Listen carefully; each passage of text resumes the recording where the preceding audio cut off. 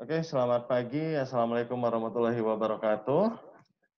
Terima kasih atas partisipasinya kepada Bapak Ibu, rekan-rekan semua dalam kelas online yang diinisiasi oleh Smesco Indonesia bersama Kementerian Koperasi dan UMKM dalam sebuah kemasan program Smesco Spark, klinik konsultasi di bidang fashion. Dan juga kami juga terima kasih kepada teman-teman yang sudah bergabung juga di live Facebook-nya Smesco Indonesia yang tidak dapat bergabung di live Zoom pagi hari ini. Nah, pada hari ini seperti biasa kita akan melanjutkan tema serial Fashion X New Normal episode kedua dengan topik pengalaman pelanggan dan bisnis fashion yang pada minggu lalu kita juga sudah membahas pada episode pertama yaitu model bisnis fashion di era new normal. Dan tentunya masih bersama Mas Hadikin, yang mana beliau juga selaku tenaga ahli di Smesco Indonesia di bidang fashion yang selalu hadir bersama kita di setiap minggunya, memberikan materi-materi serta pembahasan terkait update seputar bisnis dunia fashion di era semasa COVID dan kondisi new normal ke depan. Baik, kita sampai dulu, narasumber kita sudah hadir bersama kita pagi hari ini. Selamat pagi, Mas Hadikin. Selamat pagi, Ongki. Selamat pagi semuanya. Ya, bagaimana kabarnya, Mas? Kabar, aduh, makin jenuh. Di rumah terus. Tapi mudah-mudahan dengan adanya new normal ini akan segera buka kembali semuanya, Mas. Mall juga sudah buka, Saya sih terus nggak tempat tertarik ke mall. wisata juga buka. Saya malah enggan ke mall. Waduh, jadi susah juga ya untuk menghilangkan jenuhnya ya. Tapi mudah-mudahan tidak jenuh untuk memberikan materi-materi setiap minggunya untuk teman-teman kita semua ya. Ini yang bikin saya tetap semangat. Siap. Oke, seperti biasa selama 2 jam ke depan, perkenankan saya Ongki akan memadu sesi kelas ini yang akan kita bagi menjadi 2 bagian, yaitu pertama penyampaian materi oleh Mas Sadikin, yang kedua adalah sesi tanya jawab. Nah, nantinya rekan-rekan peserta kelas semua akan kami berikan kesempatan untuk bertanya dengan menyampaikan pertanyaan melalui kolom chat yang nanti akan kami bacakan secara langsung. Dan juga jika ingin bertanya bisa mengklik fitur raise hand untuk bertanya secara langsung. Nah, sedikit kita review pembahasan minggu lalu, bahwasanya pada saat sekarang kita sudah memasuki masa new normal. Yang mana jika ditanya seperti apa wujud new normal itu sendiri, kita tidak pernah tahu. Tapi yang jelas pada COVID hingga sekarang, banyak sekali perubahan-perubahan yang kita rasakan seperti pola tatanan kehidupan sosial, politik, dan budaya. Jika pada minggu lalu kita sudah membahas hal yang mesti kita perhatikan sebagai seorang produsen yang bergerak di dunia industri maupun perdagangan. Salah satunya adalah memahami kondisi segmen pasar di kala saat ini, serta perubahan apa saja yang jelas sangat terlihat pada kondisi bisnis fashion ini khususnya. Tentu untuk memahami hal tersebut, perlu strategi-strategi khusus yang kita jalankan agar dapat diterapkan pada bisnis tersebut.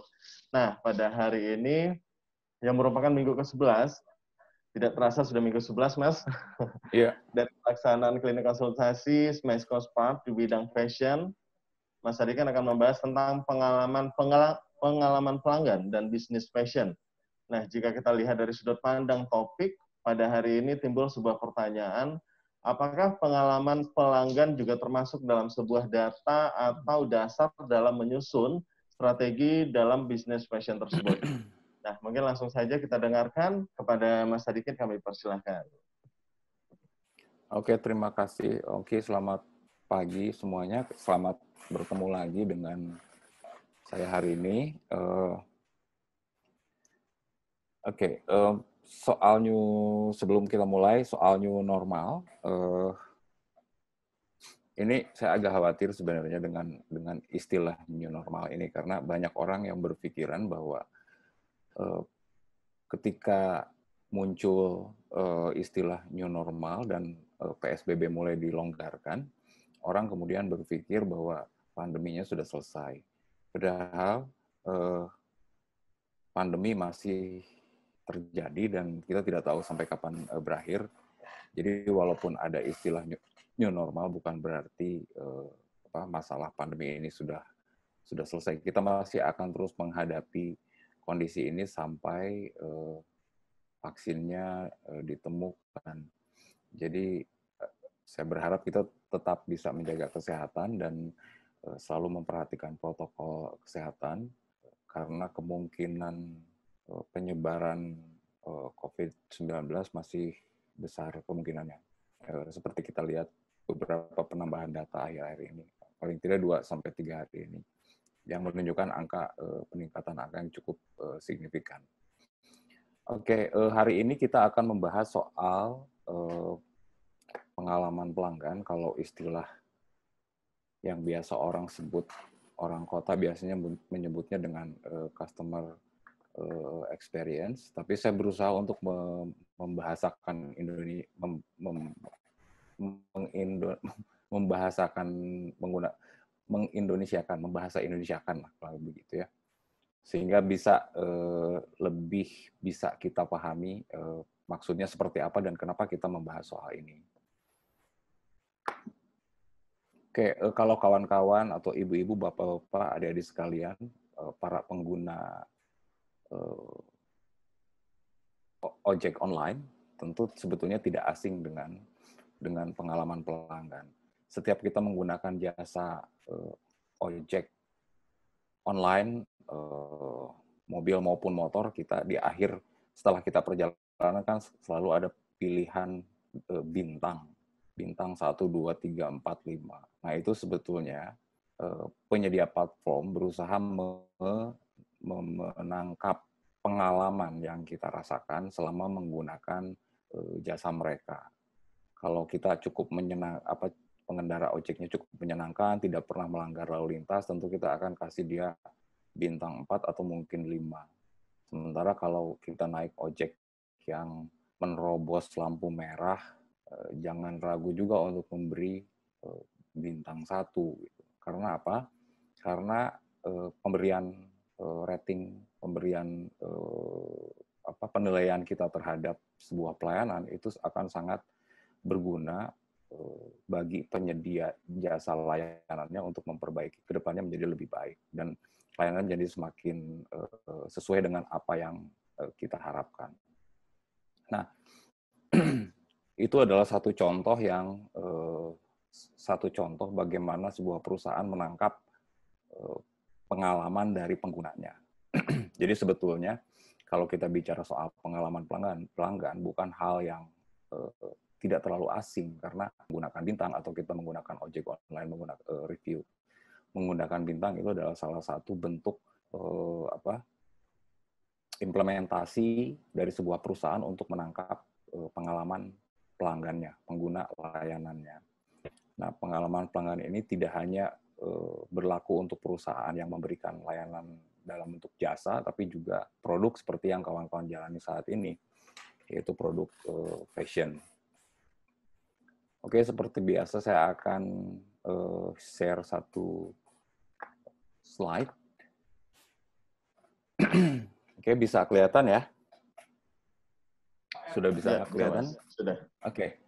Kita akan bahas pengalaman pelanggan. Tadi saya bilang customer experience. Pertanyaannya adalah sebelum kita membahas dan mengimplementasikannya pada bisnis kita, saya akan coba menjelaskan sedikit tentang apa sih sebetulnya pengalaman pelanggan itu. Pertama, kalau kita lihat per definisi, sebetulnya bahasa sederhananya adalah berbagai interaksi pelanggan dengan brand. Baik itu dalam brand yang menyediakan produk maupun layanan yang terjadi di sepanjang waktu. Jadi interaksi antara kita sebagai pemilik brand, antara brand yang kita kelola dengan pelanggan. Nah, pengalaman pelanggan ini bersifat individual. Individual artinya bahwa misalnya, contoh, kalau kita naik ojek online, kemudian kita mengalami hal yang tidak menyenangkan, misalnya ojek online-nya melawan arus, kemudian menerobos lampu merah. Nah, itu kan persepsi kita. Persepsi penilaiannya datang dari persepsi kita sebagai individu. Apakah layanan cukup menyenangkan atau tidak. Jadi, pengalaman pelanggan itu sifatnya individual. Persepsi individu. Setiap orang punya penilaian yang berbeda-beda. Misalnya, ada orang yang naik ojek online misalnya, pengemudinya naik ke trotoar, buat saya, misalnya, untuk saya pribadi sebagai individu, itu sangat tidak menyenangkan. Saya tentu akan memberi bintang 1 untuk pengemudi semacam itu. Tapi ada orang juga yang mungkin memaklumi, sehingga dia bisa memberi bintang 3. Walaupun tidak 5, walaupun tidak 1, dia memberi bintang 3. Jadi pengalaman itu persepsi individu. Karena setiap individu punya punya patokan, punya standar untuk menilai pengalaman menyenangkan atau tidak. Karena kalau kita bicara pengalaman, menurut saya menyenangkan, menurut orang mungkin tidak menyenangkan, atau menurut orang biasa saja. Jadi sangat individual. Nah, terus yang kedua, kalau kita bicara pengalaman pelanggan, artinya ada interaksi. Interaksi 2 arah dalam satu saluran komunikasi. Misalnya, orang bertanya tentang produk yang kita jual, entah itu lewat chat WA atau chat lewat private message di Instagram, Facebook, ataupun website, itu ada interaksi 2 arah yang memungkinkan terjadinya sebuah komunikasi. Itu unsur yang kedua. Kemudian unsur yang ketiga, di sini kan ada berbagai interaksi pelanggan dengan brand. Nah, kenapa dengan brand ini di garis bawahi? Karena yang disebut dengan pengalaman pelanggan itu harus kontak langsung antara brand dengan pelanggannya, antara penyedia jasa atau penyedia produk dengan pelanggannya. Nah, brand juga dalam pengalaman pelanggan juga ada unsur, ada istilah ada yang selalu melekat dalam konsep pengalaman pelanggan, yaitu brand. Brand itu kenapa menjadi penting dalam pengalaman pelanggan? Karena apapun yang kita komunikasikan itu sebaiknya mencerminkan brand kita. Karena brand itu, ini bahasa Inggrisnya proxy, tapi mungkin kalau saya terjemahkan dengan lebih sederhana, brand itu menjadi patokan dalam kita melakukan komunikasi dengan pelanggan, patokan kita melakukan penjualan, dan patokan kita memberikan layanan.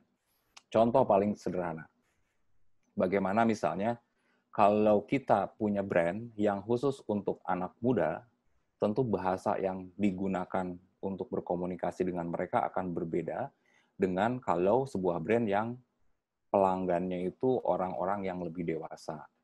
Mungkin untuk satu brand anak muda di perkotaan bisa aja menggunakan komunikasi dengan istilah kamu, kami,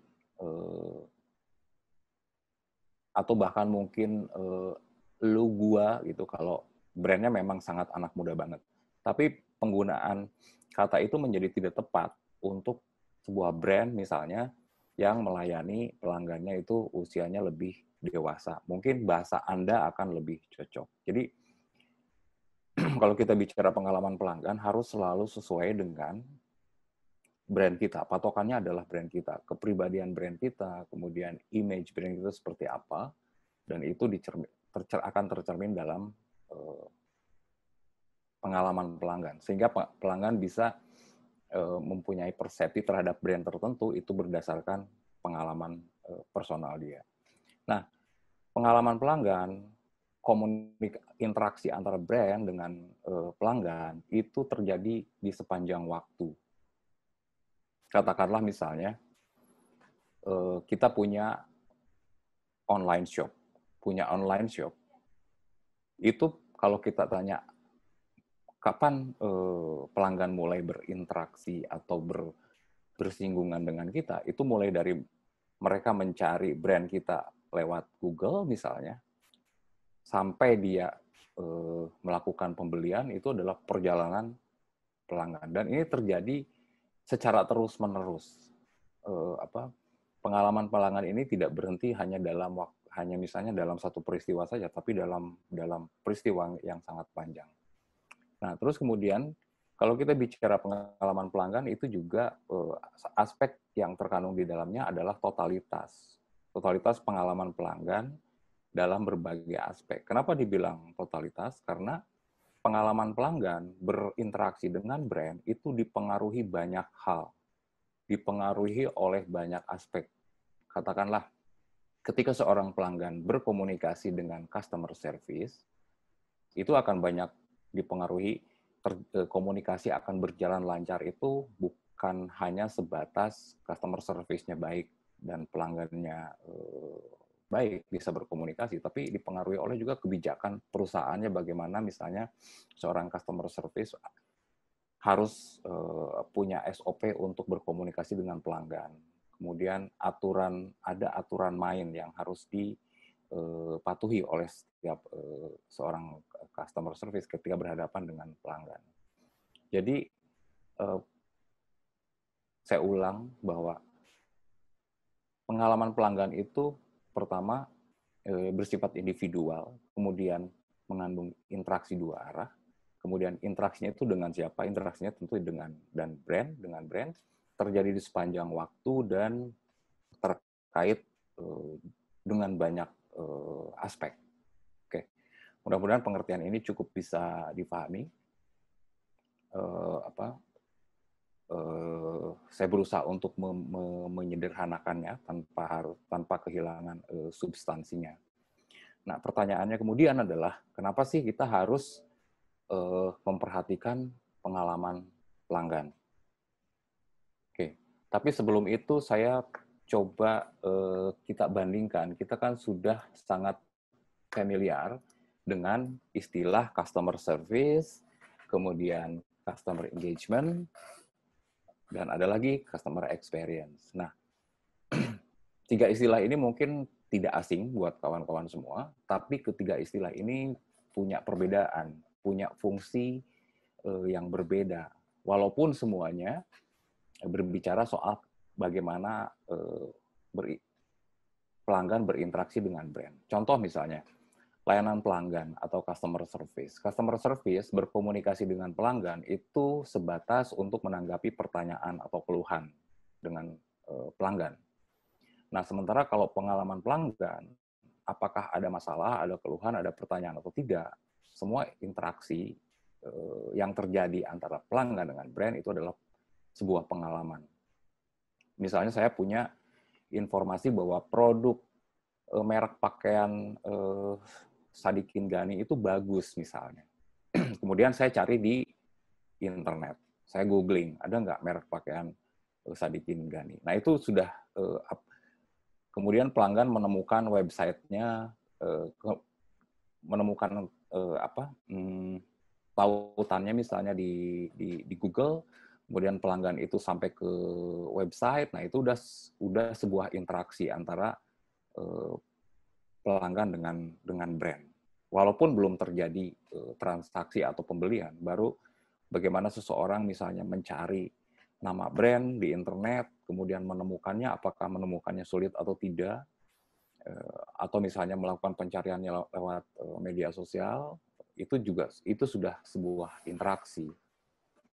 Nah, berbeda lagi dengan keterlibatan pelanggan. Biasanya interaksinya spesifik dari pelanggan. Artinya pelanggan berikut serta dalam sebuah program, baik yang diinisiasi oleh brand itu sendiri maupun oleh pelanggan.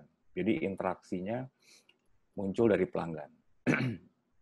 Aktivasi brand misalnya, atau sebuah acara yang diadakan oleh brand yang melibatkan pelanggan. Jadi interaksi spesifik dari pelanggan dengan brand. Nah, kemudian layanan pelanggan, pengalaman pelanggan dan keterlibatan pelanggan itu punya alat ukur ada ukurannya. Bagaimana misalnya sebuah pelayanan yang baik itu diukur dengan CSET. Nanti akan saya jelaskan di belakang. Kalau pengertiannya ini saya tulis di sini bahwa kepuasan pelanggan itu ada alat ukurnya untuk mengukur apakah pelanggan ini puas atau tidak. Kemudian pengalaman pelanggan pun ada ukurannya. NPS itu alat ukur untuk melihat apakah pelanggan cukup punya pengalaman yang baik atau buruk dengan kita. Sementara kalau keterlibatan pelanggan itu diukur dengan metrik keterlibatan. Nah, eh, hal lain yang membedakan antara ketiga aspek ini adalah kalau layanan pelanggan biasanya terjadi karena ada masalah. Kita baru berhubungan dengan layanan pelanggan kalau ada yang mau ditanyakan atau ada masalah yang mau kita sampaikan. Sementara pengalaman pelanggan ada masalah atau tidak, itu interaksi terjadi. Bahkan mungkin interaksi itu ada banyak interaksi yang kita sendiri tidak sadari gitu. Atau di luar pantauan kita. Nah, kemudian kalau keterlibatan pelanggan itu terjadi karena inisiatif baik dari brand maupun pelanggan itu sendiri. Nah, kemudian perbedaan lainnya adalah layanan pelanggan adalah apa yang dilakukan oleh organisasi atau sebuah perusahaan. Kita kan membuat customer service itu karena kebijakan kita untuk menyediakan customer service, layanan untuk pelanggan, melayani pertanyaan, permintaan atau misalnya pengaduan. Nah, sementara kalau pengalaman pelanggan itu bukan ada masalah, tapi apa yang dipikirkan oleh pelanggan. Kalau kita bicara pengalaman pelanggan, apa yang ada di pikiran pelanggan tentang brand kita. Kalau bicara soal keterlibatan pelanggan, itu artinya kita bicara bagaimana perusahaan berinteraksi dengan pelanggan lewat satu event tertentu.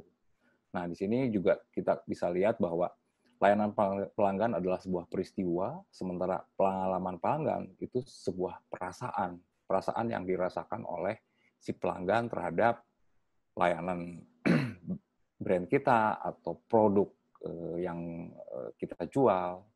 Nah, sementara kalau keterlibatan pelanggan itu adalah interaksi antara pelanggan dan brand dalam sebuah event yang spesifik. Terjadi hanya event yang bersangkutan, tidak ada kaitannya dengan event-event yang lain. Sementara kalau pengalaman pelanggan itu terjadi di sepanjang waktu. Sederhananya gini, layanan pelanggan baru terjadi kalau ada masalah yang ingin disampaikan oleh pelanggan. Sementara keterlibatan pelanggan itu terjadi interaksi dengan antara pelanggan dengan brand kalau ada satu acara yang memang dibuat baik oleh pelanggan maupun oleh brand. Sementara kalau pengalaman pelanggan itu terjadi di sepanjang waktu. Ada masalah atau tidak ada masalah, itu terjadi di sepanjang waktu. Nah, kemudian kalau kita bicara layanan pelanggan, itu sifatnya transaksional dan hitung-hitungan. Ini bahasa saya sederhanakan, hitung-hitungan. Hitung-hitungan itu gini, contohnya misalnya, saya mengadu karena produknya tidak sesuai dengan yang ada di foto, atau produknya tidak, ukuran pakaiannya tidak sesuai dengan keterangan di produknya.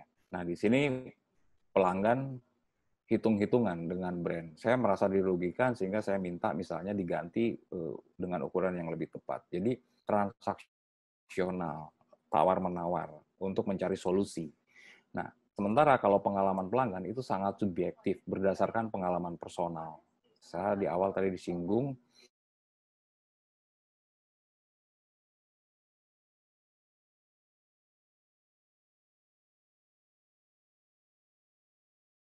nah sobat,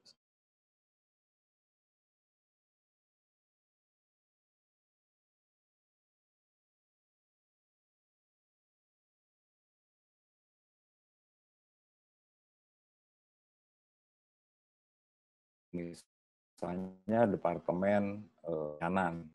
Jadi tanggung jawabnya spesifik.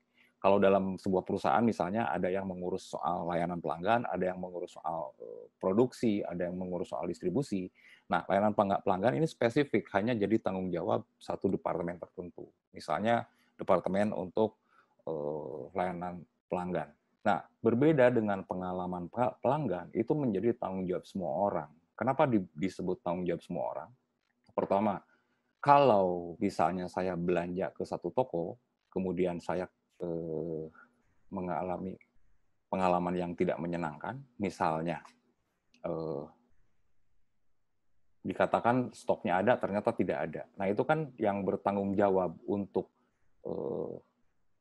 yang bertanggung jawab terhadap kondisi itu bukan hanya orang yang jaga di toko, tapi juga penyedia barang dan kebijakan perusahaannya dan seterusnya. Jadi pengalaman pelanggan itu menjadi tanggung jawab semua orang karena ketika satu pelanggan berinteraksi dengan brand dan dia mengalami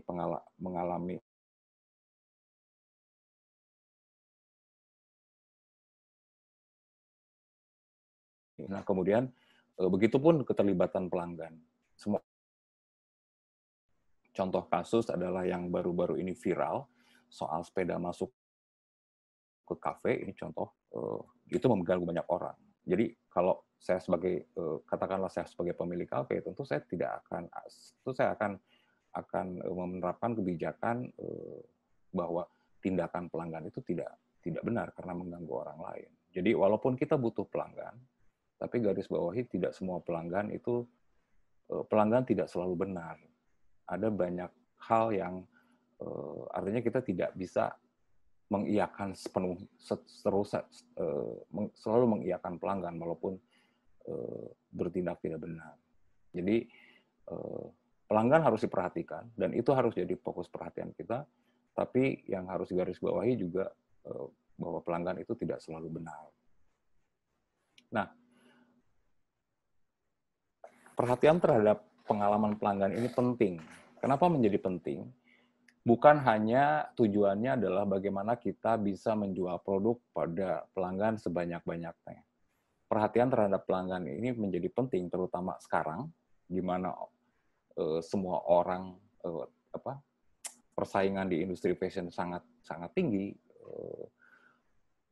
Perhatian terhadap pelanggan menjadi sangat penting. Pertama, pelanggan saat ini, di mana begitu banyak brand fashion, baik brand lokal maupun brand yang di luar, itu adalah memberikan banyak pilihan untuk pelanggan.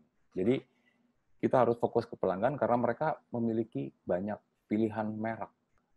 Kalau misalnya pengalaman mereka mengalami satu kejadian yang tidak menyenangkan dengan brand kita, orang akan mudah untuk beralih dan memilih merek lain yang menjadi kompetitor kita. Jadi ini harus perhatikan, sebaik-baiknya pelanggan itu harus selalu senang. Kalau kita bicara pengalaman pelanggan adalah bagaimana sebuah perusahaan menyenangkan pelanggannya. Sehingga kita bisa bersaing dengan perusahaan lain.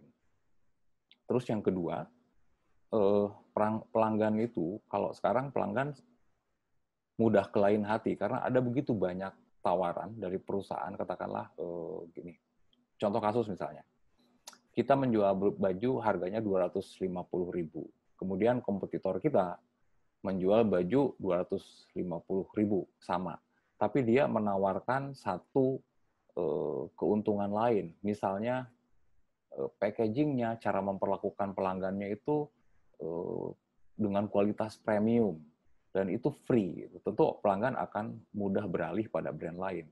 Jika ada tawaran yang lebih menguntungkan untuk mereka yang levelnya itu kualitasnya premium dan itu diberikan secara gratis, istilahnya freemium ya, premium.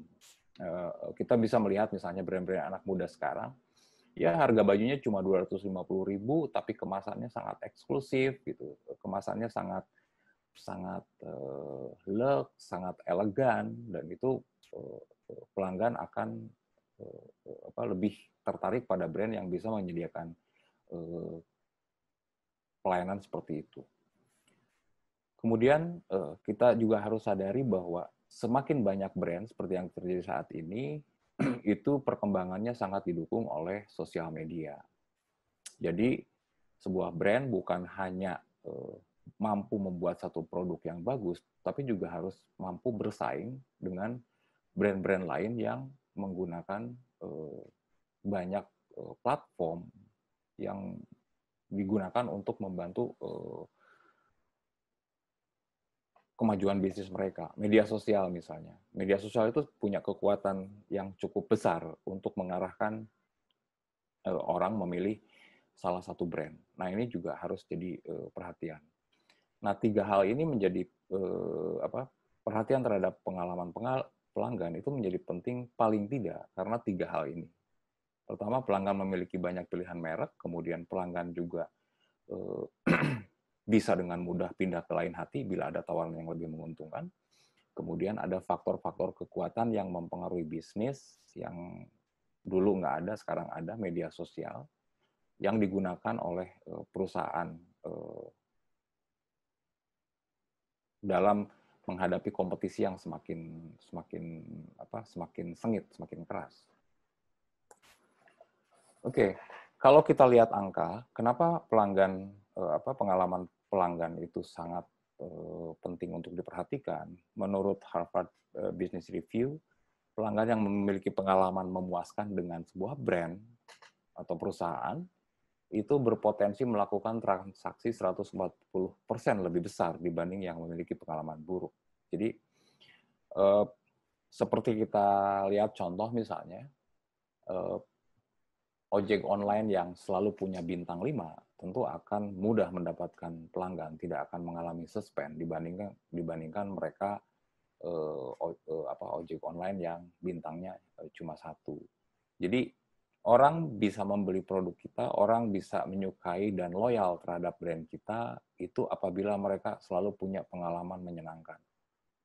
Pengalaman menyenangkan itu contoh sederhananya misalnya, kalau kita punya website-nya enak dilihat, sehingga pelanggan merasa betah untuk melihat, informasinya akurat, kemudian navigasi website-nya memudahkan untuk melakukan pencarian, gambarnya bagus, foto yang ditampilkan bagus, itu adalah pengalaman yang akan dirasakan. Mungkin seseorang yang melihat website kita atau media atau Instagram kita awalnya tidak berniat untuk membeli, tapi paling tidak kita harus menyediakan satu sajian yang membuat mereka senang. Karena keputusan orang untuk membeli itu sangat dipengaruhi oleh pengalaman mereka ketika berinteraksi dengan brand. Saya tentu akan mempertimbangkan untuk membeli pakaian dari toko online yang ditata secara baik dibandingkan toko online yang asal gitu.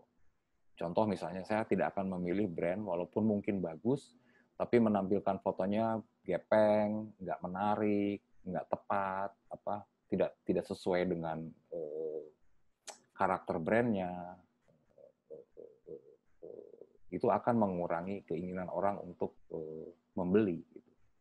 Dan ini penting karena jika pelanggan merasa senang, itu kemungkinan potensi untuk membeli baju atau produk lebih besar dibandingkan pengalaman buruk. Ya, yang punya pengalaman buruk misalnya lihat websitenya jelek atau kalau mengontak lama direspon ya orang akan melewatkan itu. Jadi peluang kita untuk mendapatkan pembeli menjadi berkurang.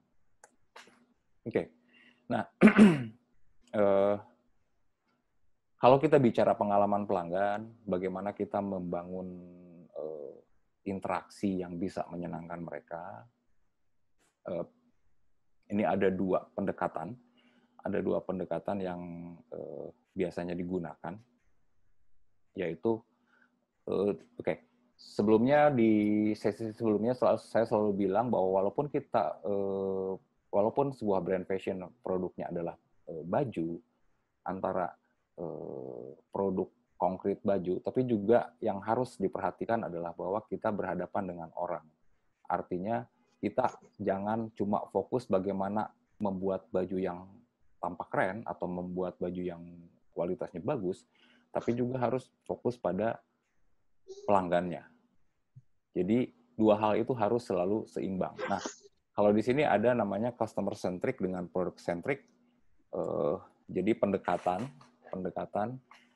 yang satu berpusat pada produk, yang satu berpusat pada pelanggan. Ini tidak bertentangan, tapi ini saling melengkapi. Perbedaannya adalah kalau kita berpusat pada produk, maka targetnya adalah kita menjangkau pangsa pasar sebesar-besarnya. Jadi yang jadi fokus perhatian kita adalah bagaimana produk kita tersebar ke banyak orang. Bagaimana mengelola persepsi orang untuk membeli sehingga mau membeli produk kita. Jadi menyebarkan produk sebanyak-banyaknya. Fokus pada bagaimana produk yang kita buat ini menjangkau pangsa pasar sebanyak-banyaknya. Tujuannya adalah menjual produk sebanyak-banyaknya ke banyak orang. Sementara kalau berpusat pada pelanggan, tujuannya apa? Pendekatannya adalah bukan targetnya bukan pangsa pasar, tapi pangsa pelanggan. Dia akan berusaha, kalau saya punya produk misalnya, akan berusaha bagaimana mengkoneksikan produk saya dengan persepsi atau dengan referensi nilai pelanggan kita. Bagaimana kita membuat satu pengalaman yang menyenangkan bagi pelanggan kita. Jadi fokusnya adalah bagaimana kita berusaha untuk memahami apa yang diharapkan oleh pelanggan, sehingga kita bisa menawarkan satu produk sesuai dengan harapan mereka. Tujuannya adalah menciptakan atau memberikan kepuasan yang dibutuhkan oleh pelanggan. Nah, dua hal ini harus digarisbawahi. Dua hal ini tidak bertentangan, tapi saling melengkapi. Ya, kita bisa bayangkan misalnya kalau kita produknya juga oke, dilempar ke pangsa pasar yang luas, dan kita mengerti bagaimana harapan setiap orang yang ada dalam pangsa pasar itu, tentu akan hasilnya akan lebih baik dibandingkan misalnya timpang atau tidak seimbang antara pendekatan yang berpusat pada pelanggan dan berpusat pada produk. Jadi dua hal ini sebaiknya harus dijalankan. Mungkin nanti sebelum kita bisa membangunnya secara seimbang, kita harus memilih, kita akan berpusat akan menggunakan pendekatan yang mana yang paling realistis untuk kita lakukan dan kita bisa mengimplementasikannya. Nah, ini adalah contoh. Mungkin dari gambar ini bisa kelihatan yang berpusat pada pelanggan dan yang berpusat pada produk. Jadi kalau kita menggunakan pendekatan yang berpusat pada pelanggan, maka fokus perhatian kita diutamakan pada pengalaman pelanggan. Artinya memahami sudut pandang pelanggan sendiri dan menghormati minat mereka. Apa yang menjadi daya tarik mereka, apa yang menjadi harapan mereka, itu yang menjadi fokus perhatian kalau kita menggunakan pendekatan yang berpusat pada pelanggan. Nah, sementara kalau yang berpusat pada produk, itu fokusnya adalah satu kebutuhan pada satu waktu dan berusaha menemukan sebanyak mungkin pelanggan yang ingin memenuhi kebutuhan tersebut. Jadi, kuantitas yang dihitung.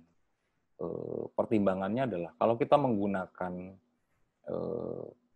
pendekatan berpusat pada produk, maka yang akan kita perhatikan adalah berapa besar pasar bisa menyerap produk saya. Maka yang dihitung adalah kemungkinan atau peluang jumlah orang yang bisa menyerap atau membeli produk saya. Sementara kalau berpusat pada pelanggan, fokusnya bukan pada berapa banyak jumlah orang yang akan membeli produk saya, tapi fokus pada apa yang diharapkan oleh orang-orang yang kita harapkan menjadi pelanggan kita. Jadi fokus pada persepsi individunya, bukan pada jumlah orangnya. Nah, ini satu contoh bagaimana satu produk yang ditampilkan atau produk yang bisa ditampilkan di Instagram, bisa ditampilkan di website, di marketplace. Kita lihat, saya bandingkan di sini produk centric yang berpusat pada produk dengan customer centric. Cara berkomunikasinya pun beda. Kalau yang fokus pada produk centric hanya menjelaskan tentang produknya. Contoh di sini misalnya kaos putih multiwarna, bahan katun, gambar motif cetak, leher melingkar, tangan pendek misalnya. Selesai di situ. Produk yang sama, kalau kita menggunakan pendekatan yang berpusat pada pelanggan, maka bahasa yang dikemukakan pada pelanggan itu berbeda. Ini narasinya adalah, jauhi kaos ini bila kamu tidak suka berbagi. Artinya, si brand ingin mengatakan, si brand mengejar pelanggan yang suka berbagi. Kaos katun multiwarna ini akan menjadi pusat perhatian. Nah, orang-orang yang punya harapan mendapatkan perhatian orang diharapkan bisa membeli baju ini. Jadi, jauhi kaos ini bila kamu tidak suka berbagi. Kaos katun multiwarna ini akan menjadi pusat perhatian kawan-kawanmu hingga mereka ingin meminjamnya. Jangan sekali-kali berpikir kami tak ingin memakainya.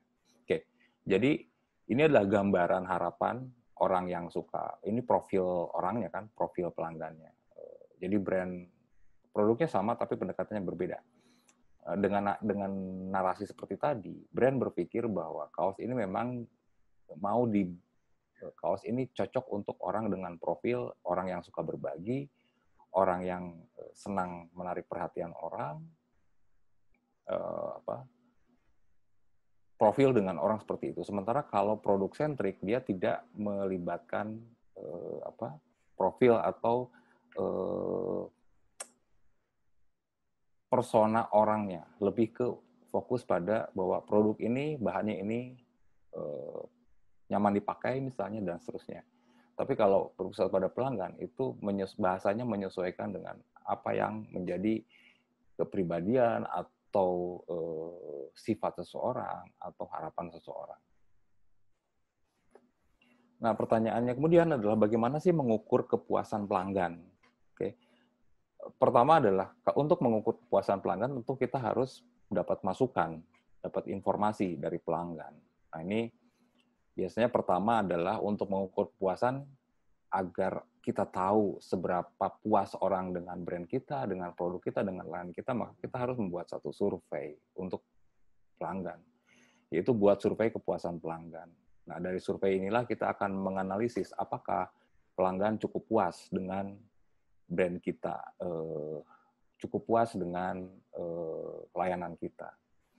Nah, terus yang kedua adalah mengidentifikasi tingkat dan alasan customer churn.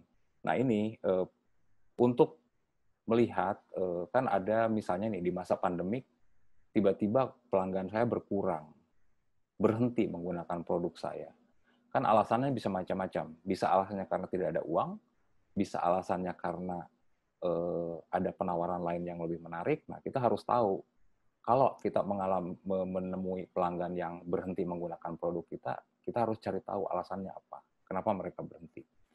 Kemudian yang harus kita ketahui juga adalah kita harus melakukan riset atau survei sederhana tentang harapan pelanggan. Apa yang diharapkan pelanggan terhadap brand kita? Apa yang diharapkan pelanggan tentang produk kita, tentang layanan kita. Sehingga kita tahu bisa mengukur kira-kira apa yang bisa memuaskan orang-orang yang punya harapan tertentu. Nah, terus yang keempat adalah mengidentifikasi saran dan kritik dari pelanggan. Ini penting karena saran dan kritik adalah membantu kita untuk memperbaiki atau menyempurnakan bisnis kita, menyempurnakan produk yang kita buat, dan menyempurnakan pelayanan kita untuk konsumen. Nah, ini adalah tadi kan ini saya sederhanakan ya, paling tidak ada 4 hal ini untuk mengukur kepuasan pelanggan. Bagaimana mengukurnya? Nah, metrik untuk mengukur kepuasan pelanggan ini adalah metode satu pertanyaan. Jadi ini bisa kawan-kawan nanti terapkan untuk survei, menangkap atau mengukur pengalaman pelanggan. Contoh paling mudah nih, dengan satu pertanyaan misalnya, silakan beri peringkat kualitas pelayanan kami. Itu bisa disampaikan lewat form atau lewat email, atau kalau kawan-kawan punya Instagram mengundang orang, kalau di di Instagram Story itu kan ada bisa orang pilih gitu ya, mungkin bisa lewat itu untuk mengukur peringkat pelanggan. Ini ada 5 bintang, bintang 1 paling buruk, kualitasnya paling kualitas pelayanannya buruk, kemudian bintang 5 itu kualitas pelayanannya bagus gitu. Kemudian juga itu mengukur pelanggan dalam aspek kepuasan. Terus juga kita bisa mengukur pengalaman pelanggan dalam aspek kemudahan. Contoh pertanyaannya adalah secara keseluruhan seberapa mudah penyelesaian masalah pembelian Anda bersama kami. Jadi setiap ada masalah dengan pelanggan misalnya, kita bisa bertanya seberapa puas mereka dengan layanan kita. Atau kalau ada pelanggan yang datang ke online shop kita, bisa aja kita bertanya dari mana mereka tahu website kita, kemudian apakah cukup mudah untuk menemukan website, atau apakah cukup mudah untuk menemukan produk, cukup mudah untuk melakukan pencarian produk di website kita, dan seterusnya. Nah, ini rentangnya dari sangat sukar sampai sangat mudah gitu ya. Nah, kemudian untuk mengukur pengalaman juga bisa kita lihat dari kepuasan dan loyalitas. Pertanyaan yang dikemukakan biasanya seberapa besar kemungkinan Anda merekomendasikan brand kami kepada teman dan kolega Anda. Nah, orang bisa memberi 1, 2, 3, 4, dan sampai 10. Nah, ini untuk melihat apakah brand kita cukup dipercaya oleh orang sehingga orang mau merekomendasikan, apakah brand kita cukup disukai, apakah layanan kita cukup menyenangkan sehingga orang mau merekomendasikan pada orang lain. Ini adalah 3 pertanyaan yang bisa kita terapkan untuk mengukur tingkat kepuasan pelanggan kita. Nah, nanti usai mungkin nanti di pertengahan sesi ini saya akan bagikan 5 template untuk melakukan pengukuran terhadap kepuasan pelanggan yang bisa nanti diterapkan oleh kawan-kawan semua menggunakan Google Form. Oke, untuk sementara itu yang bisa saya sampaikan, walaupun pengalaman pelanggan ini sebetulnya sangat luas dan dalam, tapi mudah-mudahan sebagai pengantar di awal cukup bisa memberikan satu gambaran. Pertama, apa itu pengalaman pelanggan, kenapa kita harus memperhatikan pengalaman pelanggan, dan bagaimana mengukur pengalaman pelanggan. Oke, terima kasih. Mudah-mudahan bermanfaat dan bisa diaplikasikan untuk kepentingan bisnis kawan-kawan semua. Terima kasih.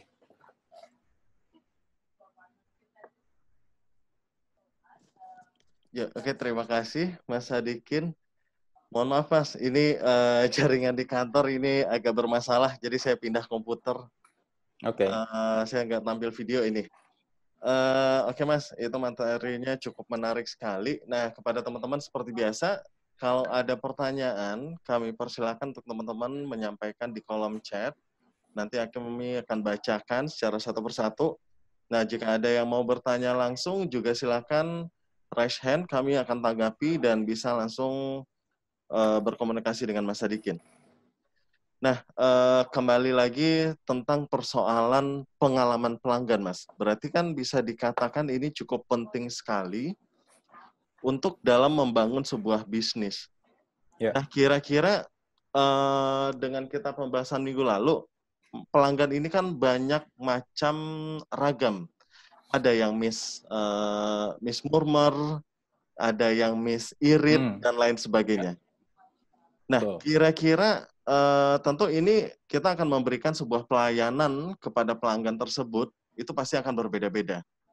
Nah, bagaimana caranya itu bisa kita membedakan antara pelanggan yang satu dengan yang lainnya, antara Miss Murmur, Miss Irit, apakah kita harus membedakan secara satu persatu? Karena bagaimanapun sekian banyak pelanggan yang kita miliki, pasti di antara mereka pasti akan berkelompok-kelompok dan tidak sama semua gitu.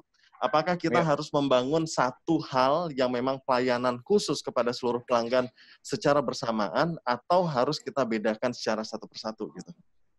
Oke.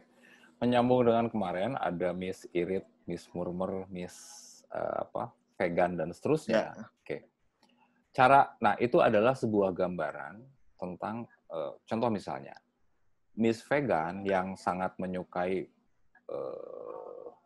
pakaian-pakaian yang sustainable dan seterusnya. Kemudian Miss Irit yang lebih menyukai voucher, poin gratis dan seterusnya. Itu punya penilaian yang berbeda terhadap brand. Nah, tentu bukan berarti kalau sebuah brand, setiap brand tentu harus memahami bahwa ada begitu banyak profil pelanggan yang berbeda-beda. Kesukaan mereka, kemudian penilaian mereka berbeda-beda. Itu harus diketahui. Tapi yang penting lagi adalah kalau kita punya brand, kita harus cukup mengenali siapa pelanggan kita. Apakah pelanggan kita masuk kategori Miss Irit atau pelanggan kita masuk kategori Miss Murmur. Nah, kalau kita sudah tahu segmen pelanggannya, maka kita harus cari tahu apa yang membuat Miss Irit ini happy, senang, apa yang membuat Miss Murmur ini senang. Jadi, satu brand kan, di minggu lalu kita bahas bahwa satu brand tidak mungkin, satu brand harus fokus pada segmen yang dia pilih, yang sesuai dengan produknya. Katakanlah misalnya kalau saya berjualan baju yang berbahan organik, yang ramah lingkungan, tentu baju itu tidak akan cocok kalau ditawarkan ke Miss Murmer. Karena Miss Murmer itu bukan segmen pelanggan saya. Nah, yang harus dilakukan adalah, pertama tadi, kita harus mengetahui siapa segmen pelanggan kita. Misalnya contoh, pelanggan kita adalah Miss Celebrities gitu ya. Maka kita tahu apa yang membuat mereka senang. Mereka akan senang kalau produk-produk kita itu mengikuti tren selebritis. Mereka akan senang kalau pakaian kita itu up to date. Nah, rasa senang Miss Irit dengan Miss Celeb itu berbeda. Brand pertama harus fokus pada segmennya siapa, kemudian cari tahu apa yang membuat mereka senang. Apa yang membuat mereka tidak senang, apa yang membuat mereka bahagia. Nah, ukuran bahagia dan senang ini, ukuran pengalaman menyenangkan dan pengalaman tidak menyenangkan, di antara profil pelanggan yang bermacam-macam ini berbeda-beda. Buat Miss Irit misalnya, pengalaman menyenangkan adalah kalau brand sering bagi-bagi voucher. Brand sering bagi-bagi poin. Itu sangat menyenangkan. Tapi untuk Miss Irit, dia tidak akan peduli dengan poin-poin itu. Ya itu biasa aja buat mereka. Pengalaman yang biasa aja. Kalau dikirim email misalnya ditawari ya, itu bukan hal yang luar biasa gitu. Jadi balik lagi bahwa tidak semua harus kita semua profil ini harus kita kenali, tapi kita harus fokus pada profil yang menjadi segmen kita. Dan pertanyaan-pertanyaan seberapa puas, seberapa baikkah pengalaman mereka berhubungan dengan brand kita itu, ukurannya berdasarkan segmen pelanggan kita. Kurang lebih itu. Oke, baik. Terima kasih, Mas. Sebelum saya membacakan pertanyaan ini, sudah ada beberapa pertanyaan yang masuk. Saya ingin menodong salah satu peserta di sini, boleh ya, Mas ya? Silakan. Terkait dengan pengalaman pelanggan, saya mau menodong ini dari ownernya Simple Edge, Mbak Carlina Eriano. Apa kabar, Mbak? Halo, baik, Halo. baik, Mas. Lagi-lagi saya menodong ya. Aduh. Nggak apa-apa, Mbak. Ini sedikit berbagi cerita. Nah, sepengetahuan saya, Simple Edge ini di masa COVID tetap jalan. Dalam arti kata, perubahan dari offline ke online itu ada perubahan drastis yang saya ikuti nih dari perkembangan dari Simple Edge sendiri. Nah, terkait dengan pengalaman pelanggan, tentu Mbak Carlina sudah mencoba menjalankan strategi-strategi khusus dalam bisnisnya Mbak Carlina ini supaya tetap tidak anjlok gitu kan. Nah, seberapa besar peran dari pengalaman pelanggan yang Mbak Carlina lakukan dalam membangun bisnis Simple Edge ini? Dan kira-kira apa yang Mbak Carlina lakukan terhadap mereka sehingga mereka tetap ingat selalu dengan si Simple Edge ini gitu? Mungkin bisa berbagi sedikit cerita, Mbak. Baik, selamat pagi Mas Gani, Mas Ongki. Halo, pagi. Teman-teman. Tadinya saya juga mau tanya loh, kenapa jadi saya yang ditanyain sama Mas Ongki ini? Jadi kalau saya boleh berbagi, memang di tengah pandemi ini, maksudnya gini, Simple Edge itu kalau misalnya dibilang berdampak, ya berdampak, tapi memang dampaknya tidak terlalu signifikan. Kami masih bisa bertahan. Bagaimana caranya? Kami berjualan via kanal online, karena offline yang kami punya juga ditutup karena PSBB. Yang kami lakukan adalah satu, konsistensi dan value yang kami berikan kepada customer Simple Edge. Itu aja sebenarnya. Apa sih konsistensi? Konsistensi itu maksudnya gini, mereka sudah tahu bahwa produknya Simple Edge itu seperti misalnya A, B, C, D. Jadi mereka itu melihat secara visual, tapi ketika mereka menerima produk tersebut, mereka bahagia. Jadi kalau menurut saya itu ada konsisten. Jadi produk yang diterima, produk yang berupa foto itu benar loh, real seperti produk yang mereka terima secara fisik itu sama seperti yang difoto. Yang kedua itu value. Value itu kan adalah sebuah beberapa touch point yang bisa brand berikan kepada customer. Karena gini, produk yang kita jual secara online itu berbeda dengan offline. Kenapa? Kalau offline kan kita bisa pegang kan, oh baju A, bahannya ini, detailnya ini, jahitannya seperti ini. Tapi kalau online itu beneran PR banget. Jadi kemarin itu kita berusaha untuk memberikan beberapa value itu misalnya benar sekali yang dikasih tahu sama Mas Gani, misalnya fotonya bagus tapi harganya misalnya nggak murah, tapi bener loh yang diterima itu fisiknya bagus, misalnya dari bahannya, foto itu sesuai dengan barang yang diterima, jahitannya, seperti itu. Nah, itu tuh beberapa touch point yang mungkin kita tidak perhatikan. Terus dari packagingnya itu mungkin cuma plastik, cuma disoletip. Tetapi cara kita, kalau kami ya berusaha, karyawan saya berusaha untuk, hey, cara packing tuh ada aturannya loh. Kiri kanan soletipnya tuh harus 1 cm 1 cm. Jadi kayak gitu. Itu feedbacknya diterima ketika customer itu menerima barang tersebut. Kita juga baru tahu bahwa mereka itu memperhatikan sampai sebegitunya gitu loh. Misalnya gini, saya seneng loh dapat produk ini dengan harga diskon misalnya.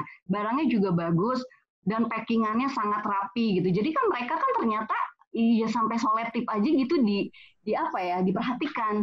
Kalau menurut saya sih itu aja sih Mas Ongki. Jadi bagaimana kita caranya konsisten, kami juga coba bertahan gimana caranya supaya produksinya lancar terus karena kami juga punya beberapa karyawan dan kita itu jangan sampai lupa bahwa produk yang kita jual tuh jangan produk melulu gitu loh kalau menurut saya, tapi kasih value, kasih touch point untuk customer-nya dan itu yang akan kita ingat. Itu aja sih Mas Ongki, Mas Gani. Semoga bermanfaat. Itu sih. Makasih. Ya, oke. Terima kasih Mbak Karlina. Ya, jadi memang benar yang Mbak Karlina katakan itu adalah memang bagaimana cara kita memahami dari si konsumen ini berarti. Benar nggak Mas kira-kira? Ya. Berarti memang Mbak Karlina sudah menerapkan hal-hal yang Mas Gani bilang dan akhirnya dia juga bisa tetap bertahan. Nah, ini terkait dengan hal yang disampaikan Mbak Karlina tadi, Mas. Ini ada pertanyaan, langsung saya bacakan saja. Ini dari Helmi Syarif. Nah, pertanyaannya adalah bagaimana caranya agar pelanggan loyal kepada kita, bahkan seperti pelanggan setia iPhone, meski masih info belum diproduksi, sudah banyak yang inden. Nah, bagaimana tipsnya, Mas? Oke, ini pertanyaan yang panjang sebenarnya. Butuh jawaban banyak. Oke. Kebetulan saya ada satu halaman slide yang mungkin nanti kita bisa lihat ya sebagai bagian dari jawaban ini. Oke. Saya share ya biar terbayang.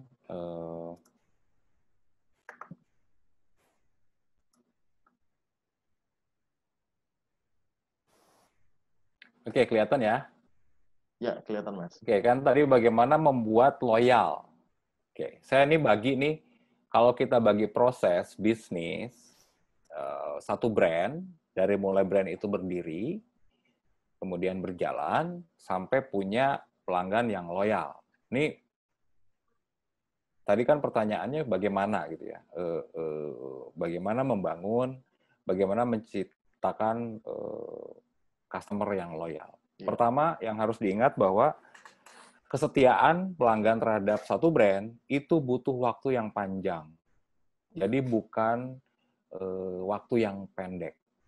Tidak bisa tiba-tiba terjadi. Kita ambil contoh misalnya. Beberapa tahun yang lalu ada banyak selebritis yang banyak followernya tiba-tiba membuat satu brand pakaian. Pas di awal ramai, tapi nggak bertahan. Nggak ada yang setia, karena ada banyak faktor yang membuat para pelanggan setia. Kalau di produk fashion misalnya, yang menarik adalah sepatu Converse misalnya. Converse itu menarik karena para pengguna Converse itu tidak terbatas kelas. Mau kelas bawah, kelas menengah, kelas atas menggunakannya. Dari orang seperti saya sampai pemain film Hollywood menggunakan sepatu yang sama dengan harga yang sama. Nah, itu kan butuh perjalanan panjang. Butuh terbangun satu kesetiaan, bahkan mungkin menjadi semacam menjadi semacam tanda petik agama gitu loh. Begitu orang sangat mencintai satu produk tertentu. Nah, oke, ini ada lima tahap perjalanan. Kalau kita mau membangun satu kesetiaan pelanggan, ada 5 tahap perjalanan yang dimulai ketika satu brand berdiri. Pertama adalah, kalau kita membuat satu brand, pertama kan orang harus ngeh dulu, ini bahasanya saya sederhanakan ya, dengan bahasa yang lebih gampang terbayang. Pertama, orang harus ngeh bahwa ada brand, misalnya brand Gani misalnya. Supaya orang tahu ada satu brand pakaian Gani, tentu kita harus membuat orang ngeh dulu bahwa ada merek pakaian namanya Gani. Nah, artinya kita harus woro-woro kan, harus pengumuman kemana-mana. Kalau perusahaan biasanya bisa menggunakan radio, TV kita abaikan lah ya, mahal. Kalau radio masih mungkin lah, woro-woro lewat radio. Kalau dulu orang mungkin bikin selebaran dan seterusnya. Jadi bisa juga lewat iklan daring, bisa lewat iklan Facebook, bisa lewat iklan Google dan seterusnya untuk memberitahu bahwa ada brand bernama Gani gitu. Itu woro-woro. Nah, setelah woro-woro dan orang kemudian tahu, orang bisa baru orang berpikir apakah brand ini atau merek sepatu merek Gani ini layak untuk dibeli atau tidak. Orang berpikir dulu. Jadi setelah orang lihat produknya, orang tahu ada brandnya, ada produknya, kemudian orang lihat, orang review, apakah produknya ini cukup bagus atau enggak. Baru dari situlah orang memutuskan untuk membeli. Nah, setelah membeli, pertanyaannya, apakah itu orang akan membeli lagi atau enggak? Itu banyak faktor yang mempengaruhi. Sejauh apa mereka punya pengalaman menyenangkan, dari mulai ngeh sampai membeli itu. Kemudian, seberapa mudah diakses, seberapa sering kita berkomunikasi dengan pelanggan, sehingga pelanggan punya keterkaitan, punya hubungan emosional dengan brandnya, dan sangat personal gitu. Nah, kalau itu sudah terbangun, orang kemungkinan akan beli lagi. Kalau dia punya pengalaman menyenangkan, baik pelayanannya, baik produknya, baik image, citra brandnya. Kalau orang sudah punya penilaian menyenangkan, suka, orang kemungkinan akan beli lagi. Nah, setelah beli lagi, ini juga tidak bisa dibiarkan. Itu harus dipelihara supaya orang setia pada merek kita. Jadi, kalau kita bicara pengalaman pelanggan itu mulai dari mereka ngeh tentang brand kita sampai mereka setia. Itu adalah sebuah proses panjang yang harus kita kelola. Nah, ini tidak bisa dicapai dengan waktu 1-2 tahun. Converse itu sudah puluhan tahun, sudah ratusan tahun. Levi's misalnya, Levi's itu dari abad 18 perjalanannya. Ini kan banyak orang yang sangat mencintai merek Levi's. Ya, kita bisa bayangkan perjalanan merek itu sudah di abad 18, jauh sebelum kita lahir, bahkan jauh sebelum Indonesia ada. Nah, itu panjang gitu, nggak bisa membuat satu kesetiaan dalam waktu pendek, dan orang baru bisa setia kalau kita terus mengelola, kita terus memelihara hubungan baik dengan mereka, menjaga hubungan dengan mereka, berinteraksi dengan mereka, dan mereka selalu punya pengalaman menyenangkan selama berhubungan dengan brand kita, itu yang akan membangun kesetiaan.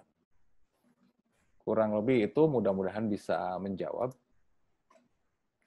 Buat tadi siapa, Mas Helmi atau Mbak Helmi ya? Kurang lebih itu. Ya. Gimana Mas Helmi Syarif? Ini Mas atau Mbak ya?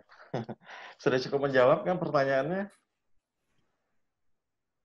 Apakah masih ada di sini? Mudah-mudahan cukup menjawab ya. Nah, sekarang kita beralih ke pertanyaan berikutnya saja, Mas. Ini ada pertanyaan dari Mas Antonius Hambali, Mas Roy ini ya. Mas Gani, saya mau bertanya, brand itu kan seharusnya menyelesaikan sesuatu masalah. Pengalaman pelanggan itu akan berpengaruh pada apakah kita sudah menyelesaikan masalah si pelanggan. Bagaimana kita mengetahui kalau kita sudah menyelesaikan masalah yang tepat atau belum? Terima kasih. Oke. Cukup jelas ya, Mas ya? Oke. Oke. Kalau kita salah satu gagasan untuk membuat brand itu kan menjadi problem solver. Nah, cuma pertanyaan saya adalah apakah ini masalah dalam konteks isu, katakanlah misalnya gini, banyak brand fashion yang sejak 2 bulan kemarin itu memproduksi masker. Itu kan dia memproduksi untuk menyelesaikan masalah, untuk berusaha mencoba menyelesaikan masalah karena kita sedang menghadapi pandemi. Nah, pertanyaan saya adalah apakah masalah dalam konteks seperti itu atau masalah dalam konteks customer service? Karena ini dua hal yang berbeda. Gimana Mas? Ya, saya buka aja unmute-nya Mas Antonius. Ya, silakan Mas. Halo Mas Yani. Halo. Jadi masalah yang dimaksud adalah sebenarnya lebih si brand-nya sih. Maksudnya gini, misalkan brand aku tuh pengen mengkomunikasikan suatu message, ya kan? Yeah. Nah, message itu kan pengen relate sama si customer-nya. Jadi pertanyaan aku sebenarnya gini, apakah customer experience itu ada hubungannya sama si brand-nya dalam menyampaikan message? Dalam arti dia mengerti apa message yang disampaikan oleh si brand itu, gitu. Dan apakah message yang disampaikan itu relevan atau enggak? Karena itu kan message yang disampaikan kan masalah. Misalkan brand aku tuh pengen menyampaikan untuk tetap positive thinking gitu ya. Yeah. Segala macam karena dunia ini banyak hal-hal negatif gitu kan. Nah, tapi apakah aku tahu aku sudah menyelesaikan masalah yang tepat gitu? Jangan-jangan si customer ini nggak punya masalah untuk harus positive thinking gitu loh. Pertanyaannya lebih ke situ. Ya. Oke. Kalau masalahnya seperti itu adalah bagaimana supaya pesan kita ini pesan ini bisa diterima dengan tepat oleh pelanggan. Mungkin yang apakah ini pertanyaannya kan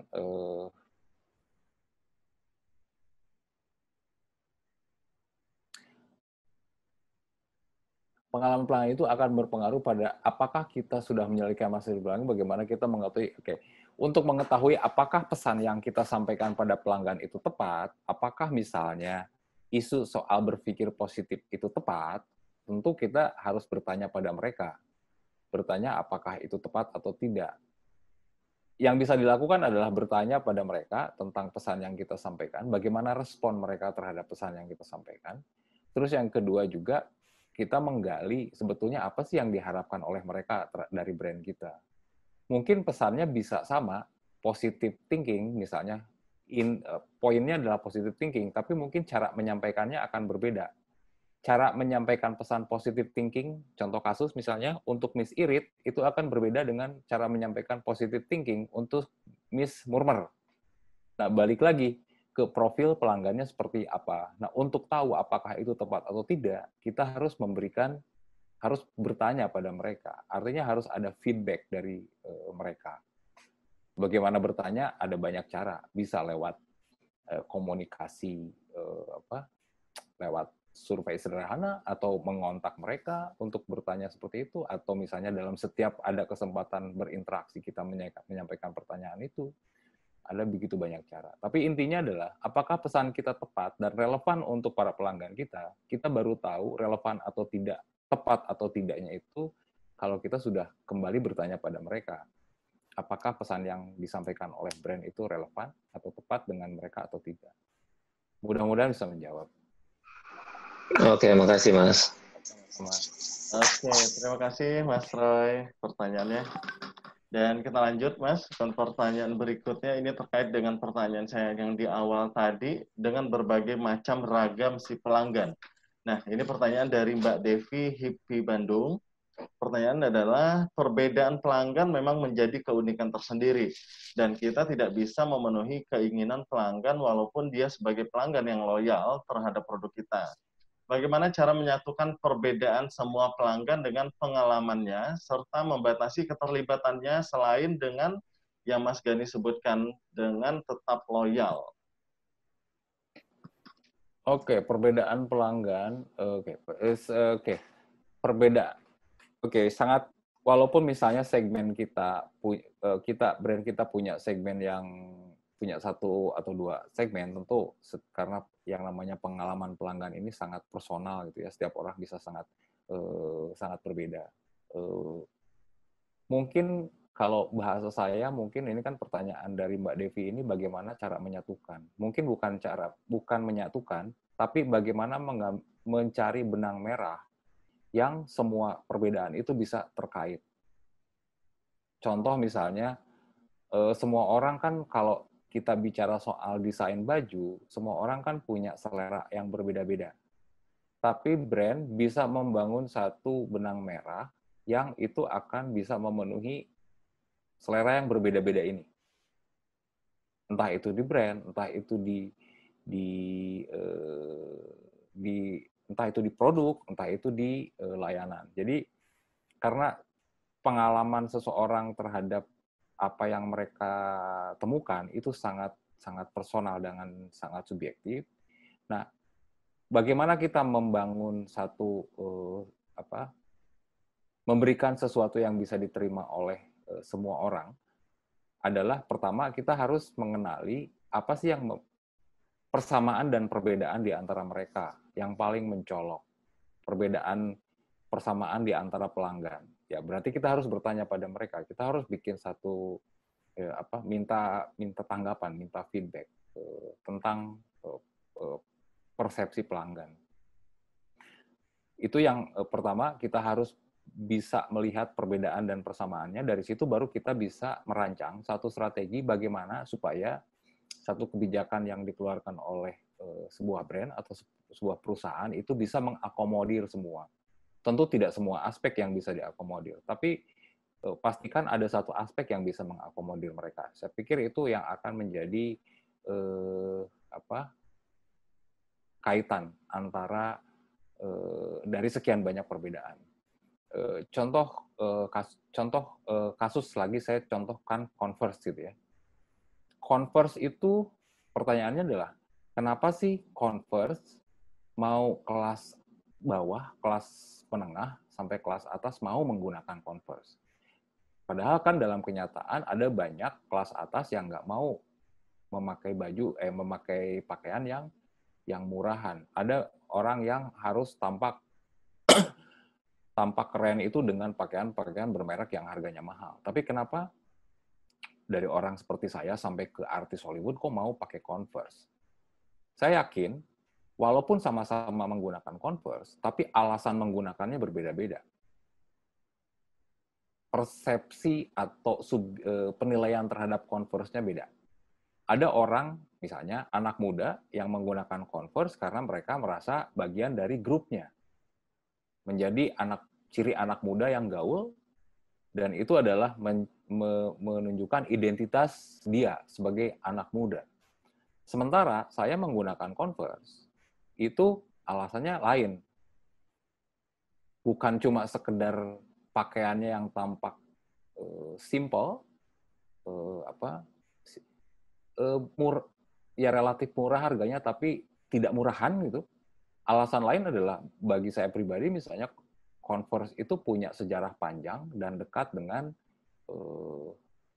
social movement, dengan pergerakan. Jadi alasannya bukan semata-mata sepatunya dari sisi desain dan keunikannya, tapi juga ada alasan lain. Mungkin kelas atas punya alasan lain kenapa menggunakan Converse itu. Nah, yang mengaitkan Converse ini bisa menjadi diterima oleh banyak segmen, banyak kelas, itu karena dia punya nilai yang bisa diterima oleh semua kelas. Simple, sporty, nggak murahan. Itu yang aspek itulah yang bisa diterima oleh semua kelas. Dan dia punya sejarah panjang yang menarik. Jadi antara pengguna dengan si sepatunya itu, sejarah sepatu dengan penggunanya itu punya kaitan yang erat. Apalagi Converse kan selain sudah panjang, dia juga punya cerita yang menarik terkait dengan banyak kejadian, terkait dengan banyak peristiwa. Dulu Converse sepatu olahraga, tapi kemudian Converse supaya bisa menggait pelanggan yang suka musik, kemudian dia kolaborasi dengan pemusik menjadi icon nggak cuma di olahraga tapi di musik, kemudian dia koneksikan lagi dengan gaya hidup, lifestyle, menjadi sepatu lifestyle. Jadi orang yang nggak pernah olahraga, orang yang nggak pernah main musik bisa pakai, orang yang main musik bisa pakai, orang yang juga olahraga bisa pakai. Ada benang merah yang bisa menggait semua pelanggan. Nah, yang pekerjaan rumahnya adalah bagaimana kita mengenali perbedaan dan persamaan itu, kemudian kita mewujudkannya dalam entah itu produk maupun layanan yang ditawarkan pada mereka. Sehingga perbedaan ini bisa diakomodir dan ada jalan tengah yang bisa diterima oleh pelanggan yang berbeda-beda ini. Kurang lebih begitu.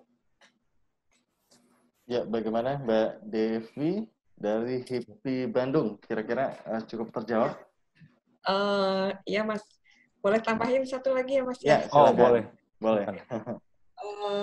Tadi kan bisa mengakomodir perbedaan dan persamaan. Nah itu bagaimana caranya kita biar tidak menyinggung si pelanggan A atau pelanggan B yang kita satukan tadi dengan perbedaannya, agar mereka tetap loyal, Mas.